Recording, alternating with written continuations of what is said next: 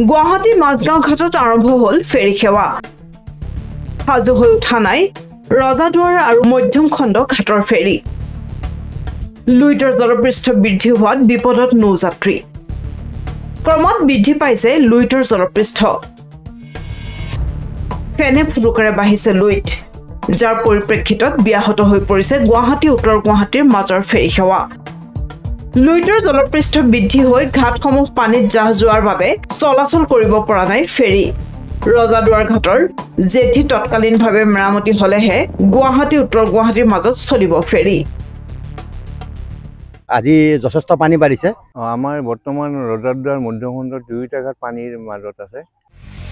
পানীৰ তলত গুৱাহাটীৰ ৰজাদুৱাৰ ঘাট মধ্যম খণ্ড ঘাট মাজগাঁৱৰ পৰা চলিছে তিনিটা খণ্ডৰ ফেৰী সেৱা ইফালে জল পৰিবহণ বিভাগৰ কৰ্মচাৰী সময়মতে কৰ্মস্থলীত উপস্থিত নোহোৱাৰ অভিযোগ উত্থাপন হৈছে হয় হঠাতে পানী বঢ়াৰ কাৰণত ফেৰীঘাট চলা নাই অলপ পাছত কাম চাম কৰাৰ পিছত কি হয় এতিয়ালৈকে কোনো কৰ্মচাৰী অহা নাই আহিব সময় হৈছে লাহে লাহে আহিব উত্তৰ গুৱাহাটীৰ পৰা মোহিত টেষ্টৰ ৰিপৰ্ট প্ৰথম খবৰ